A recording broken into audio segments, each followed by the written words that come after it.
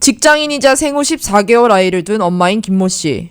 육아휴직을 쓰고 다시 직장으로 돌아오게 된 김모 씨는 낮 시간 동안 아이를 봐줄 데이케어 기관 혹은 유모를 찾느라 스트레스가 이만저만이 아닙니다. 현재는 친정어머니가 아이를 봐주고 있지만 몸이 불편한 어머니가 매번 아이를 맡아줄 수 없는 노릇이기 때문입니다.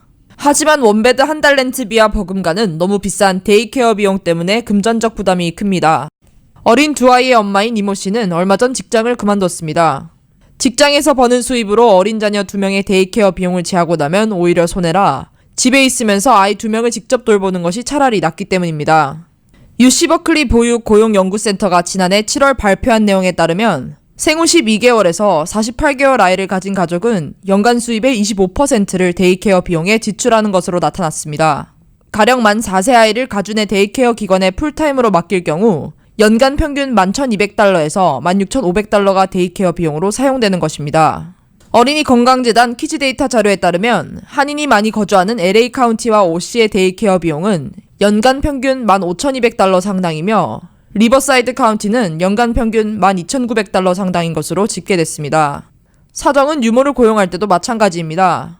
김 씨는 한인 유모를 수소문해봤지만 시간당 평균 20달러, 많게는 35달러까지 부르고 있는 현실이라 시간당 평균 20달러씩 하루 평균 8시간 이상 평일에만 고용한다 하더라도 김 씨는 한 달에 약 3,200달러를 지출하는 것입니다. 아이를 남의 손에 맡기고 직장으로 나오기에는 수지타산이 맞지 않는다는 생각입니다.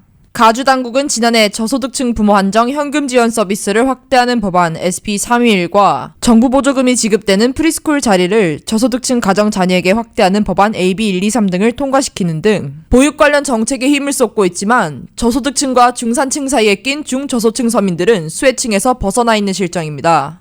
평균 임금은 제자리 걸음이지만 치솟는 데이케어 값에 부담이 이만저만이 아닌 직장인 부모들을 위해 다양한 데이케어 비용 보조 정책이 마련돼야 한다는 지적입니다. 한국TV 안수빈입니다.